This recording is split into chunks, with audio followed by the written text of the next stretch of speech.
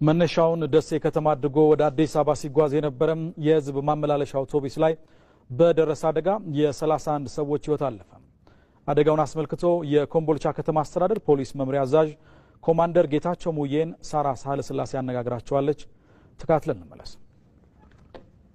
ኮድ 3 ኢት0798 የሆነ አውቶቡስ መነሻውን ደሴ ከተማ ያደረገ ሹፌሩና ረዳቱን ጨምሮ 64 ሰዎችን አሳፍሮ ከደሴ ወደ ኮምቦልቻ ወደ አዲስ አበባ በመጓዝ ላይ እንዳለ ኮምቦልቻ ከተማ ቦርከና ክፍለ ከተማ ሀረጎ አካባቢ ባልታወቀ ምክንያት ከ100 ሜትር በላይ ርቀት ያለው ገደል ገብቶ 31 ሰዎች ህይወታቸው አልፏል።